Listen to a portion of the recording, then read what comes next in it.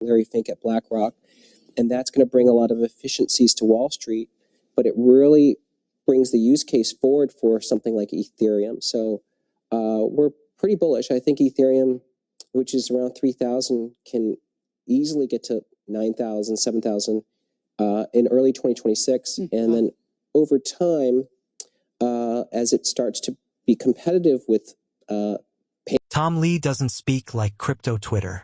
He doesn't shout predictions into the void.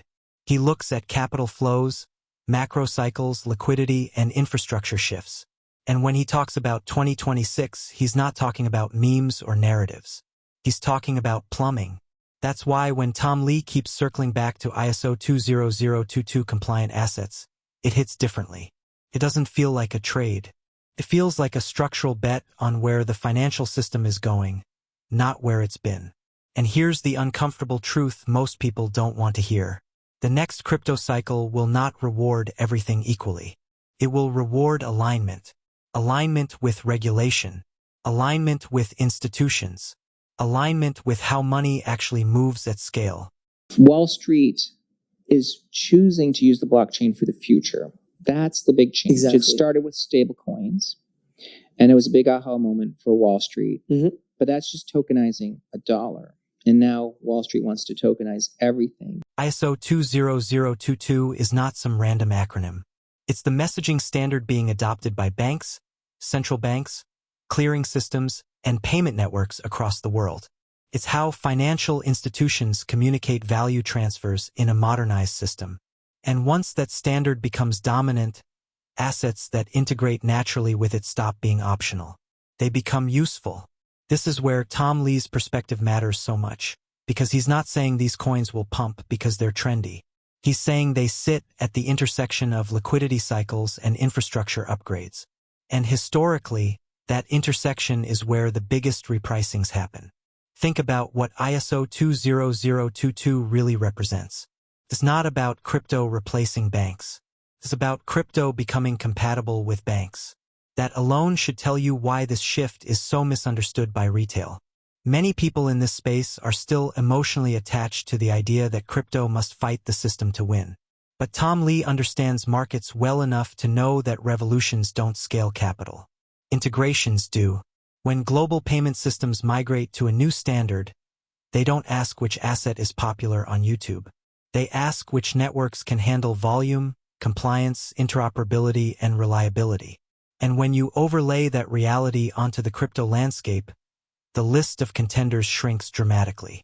This is why names like XRP, XLM, HBAR, and XDC keep reappearing in serious conversations.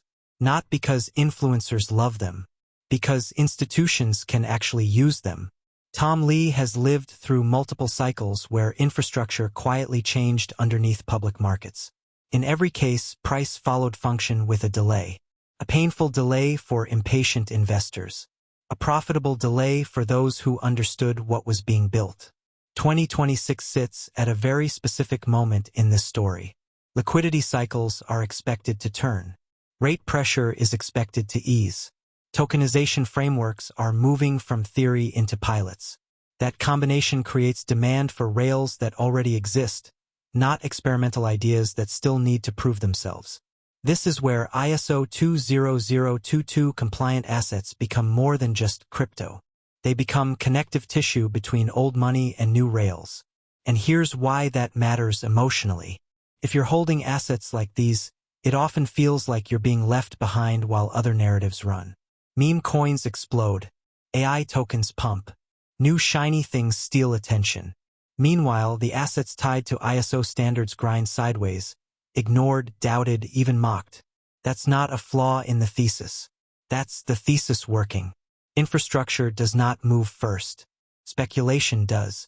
Tom Lee understands this because he's watched it happen in equities, bonds, and commodities. Capital chases excitement until it needs stability. Then it rotates hard and fast into whatever the system cannot function without. And once that rotation happens, it does not ask retail for permission. Another thing Tom Lee gets right is timing psychology. People think 2026 is far away. It's not. In market terms, it's close enough that positioning matters now, but far enough that conviction will be tested. That middle zone is where most people fail. They either get bored or distracted, or they abandon their thesis because price hasn't validated them yet. Institutions do the opposite. They use that boredom as cover. This is why ISO 20022 assets are being discussed in quieter rooms, not louder ones. Because once the market understands why these assets matter, the window to accumulate them cheaply is gone. Tom Lee isn't saying every ISO-compliant coin will succeed. He's saying the category itself aligns with where money is going, not where it's been. And that distinction changes everything. This isn't about predicting exact prices. It's about understanding direction. If the global financial system is upgrading its language, its rails, and its settlement processes, then assets that already speak that language are not speculative experiments. They are candidates. And candidates don't stay cheap forever once demand becomes structural. If you approach this conversation looking for hype, you'll miss it. If you approach it looking for certainty, you'll leave early. But if you approach it the way Tom Lee does, asking where capital must go when systems evolve, then ISO 20022 stops sounding like a buzzword, starts sounding like a map. And maps don't tell you when the journey ends. They tell you where to stand before everyone else realizes they're lost. Most people hear ISO compliant and think it's a marketing label, something nice to mention in a bull run, something that sounds official but doesn't really change anything. That misunderstanding is exactly why this opportunity still exists. ISO 20022 is not a badge. It's a language. And when the global financial system changes its language, anything that can't speak it gets sidelined. Here's the part almost no one explains properly. Banks, clearing houses, payment processors, and central banks don't just move money. They communicate instructions, identities, compliance data, settlement conditions, and risk information all at once. The old messaging systems were built decades ago, patched endlessly, and stretched far beyond what they were designed to handle. ISO 20022 replaces that entire communication layer. That means richer data, more transparency, more automation, less friction. Now ask yourself a simple question. When that upgrade finishes, will institutions rebuild their entire digital asset strategy around networks that might adapt later, or around ones already aligned with how the system communicates? Tom Lee understands this distinction intuitively because he's watched it play out in traditional markets over and over again. Infrastructure standards don't wait for popularity. They create winners by exclusion.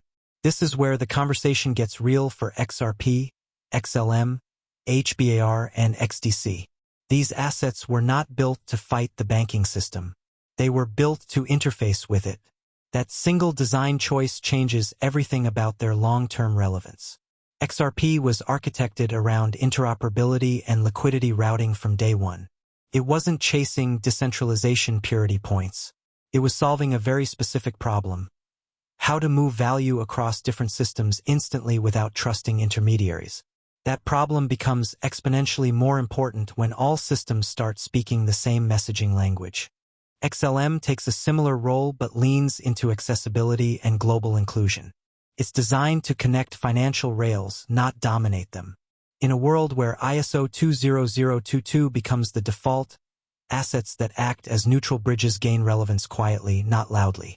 HBAR approaches the problem from governance and performance. Institutions don't just want fast transactions. They want predictable rules, clear accountability, and long-term stability.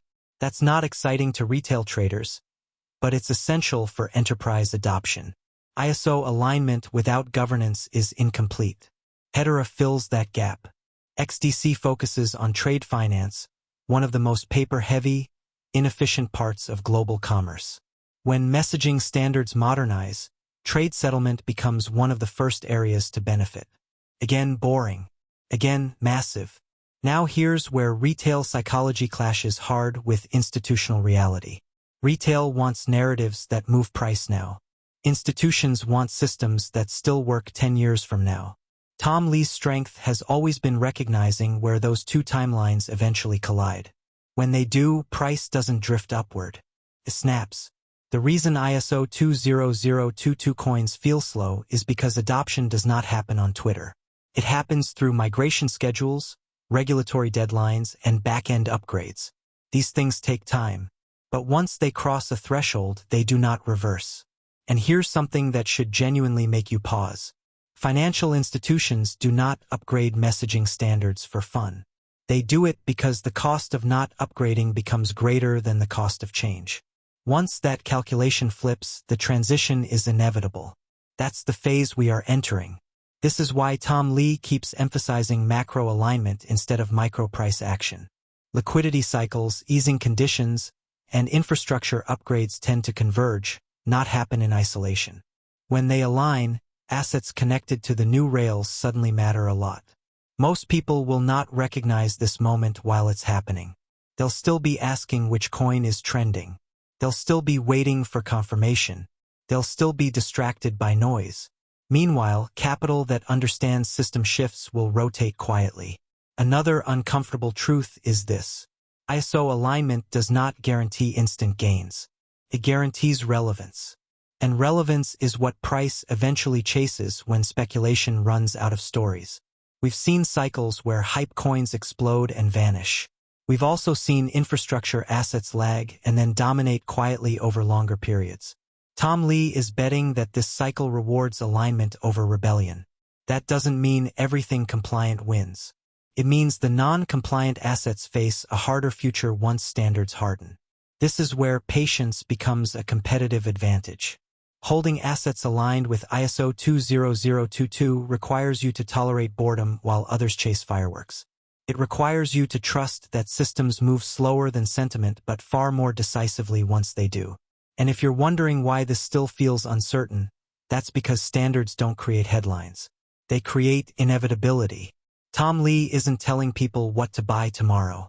He's pointing to what the system will need as it evolves. That's a very different lens. This is about understanding that once the language of money changes, assets that already speak it don't need hype. They just need time. And time is exactly what most people refuse to give. Your ability to sit in discomfort while the rest of the market chases noise. Because here's the reality.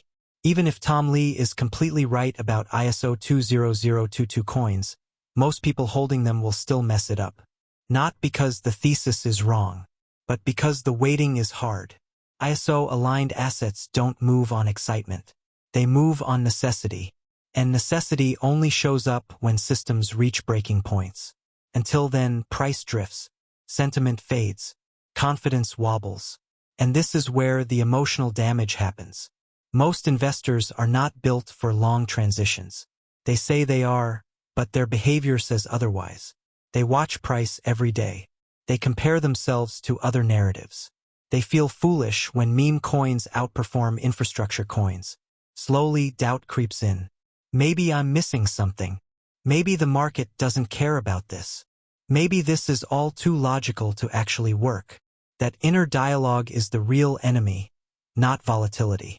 Tom Lee understands this better than almost anyone, because he's seen it across multiple asset classes. Infrastructure plays always feel late until they suddenly feel obvious. And the stretch between those two feelings is where most people give up.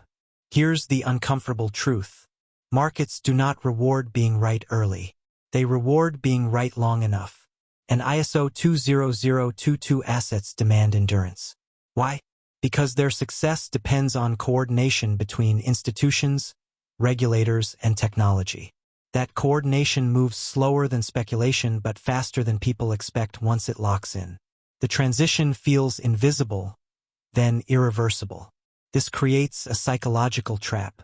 While nothing seems to be happening, your mind fills the silence with fear. You start looking for confirmation in price instead of structure. You start questioning your own reasoning. And eventually, many people sell not because the thesis broke, but because they got tired of waiting. Institutions never face this problem. They don't sit on social media comparing returns. They don't feel embarrassed for holding something that hasn't moved yet. They operate on mandates, not emotions. That's the real divide. Retail feels time emotionally. Institutions feel time strategically. This is why ISO-aligned assets tend to punish impatience before they reward conviction. Now let's zoom out for a second. Ask yourself why standards like ISO 20022 even exist. They're not created for speculation. They're created to reduce risk, increase efficiency, and support scale. When systems adopt standards, they commit to them for decades, not cycles. That means once adoption reaches a critical mass, reversal becomes unlikely. And when reversal becomes unlikely, capital starts treating aligned assets differently. Not as trades, but as components. This is where repricing comes from. Not excitement, not hype, but dependency. When systems depend on something, price stops asking permission. This is why Tom Lee's perspective matters so much here. He's not predicting pumps. He's pointing to a structural reroute of capital. And structural reroutes don't announce themselves until they're already underway. Most people want a signal that tells them now it's safe. But by the time safety is obvious, the asymmetry is gone. Think about how strange it feels to hold something that makes sense logically but not emotionally. That discomfort is not accidental. It's the cost of positioning before consensus. And consensus is expensive. Another reason this matters is because this is where people confuse delay with denial. Just because something hasn't happened yet does not mean it won't. Infrastructure timelines rarely align with social media expectations. They align with regulatory deadlines, budget cycles, and operational readiness. Those forces don't care about impatience. Tom Lee isn't asking you to predict exact outcomes. He's asking you to recognize direction. And direction doesn't require precision. It requires resilience. If the financial system is upgrading its language and ISO-aligned assets are already fluent, then the question isn't whether they matter. The question is whether you can hold them long enough for that matching to show up in price. Most people can't. They'll rotate into whatever is loudest. They'll chase whatever is moving. They'll abandon logic for relief. And later, when infrastructure assets finally reprice, they'll say the move came out of nowhere. Didn't. They just weren't there anymore. This section is about accepting that boredom is not a flaw in this thesis. It's part of it. Infrastructure does not entertain. It endures. And endurance is not glamorous. If you're still paying attention right now, still thinking instead of reacting, that's already telling. It means you're not here for dopamine. You're here for understanding. ISO 20022 assets are not a promise of easy gains. They are a test of temperament. They ask you whether you can hold conviction without applause. Tom Lee's edge has always been that he looks where capital must go, not where it wants to go in the moment. That lens strips away excitement but reveals inevitability. This is where you decide whether you're comfortable standing in that space. Not excited, not afraid, just aware. Because awareness held long enough becomes positioning. And positioning, when the system finally turns, becomes advantage. If you've listened carefully through this entire breakdown, you'll notice something important. There was no promise of fast money. No countdown. No exaggerated certainty.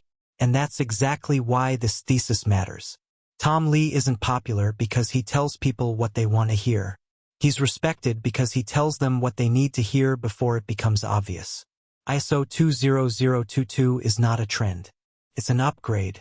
And upgrades don't create excitement at first. They create resistance, confusion, delay. But once they're implemented, everything that relies on them changes permanently. This is why the 2026 conversation keeps surfacing. Not because it's a magical year, but because it sits far enough ahead that infrastructure can finish migrating, and close enough that positioning still matters. That window is where the market feels the quietest and the most deceptive. Nothing seems to be happening. Price drifts. Narratives rotate. Attention moves elsewhere. And that's exactly when alignment is built. ISO-aligned assets like XRP, XLM, HBAR, and XDC are not asking for belief. They are waiting for necessity. When financial systems begin operating in a new language, assets that already speak it don't need marketing. They get pulled into relevance. That pull is not gentle.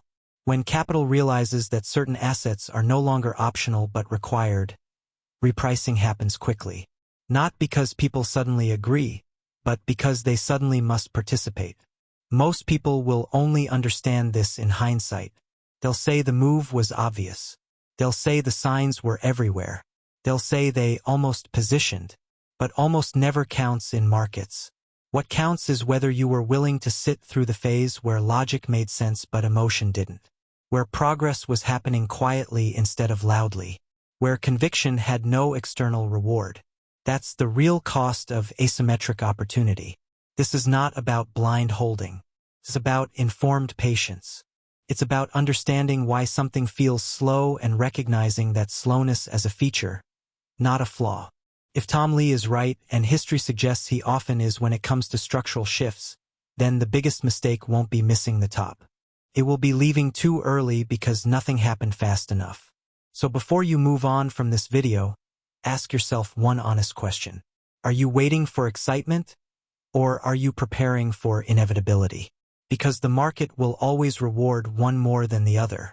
If this helped you see the bigger picture, subscribe for clarity over noise. Like the video if you're thinking in systems, not slogans. And comment aligned if you're willing to stay patient while the infrastructure quietly locks into place.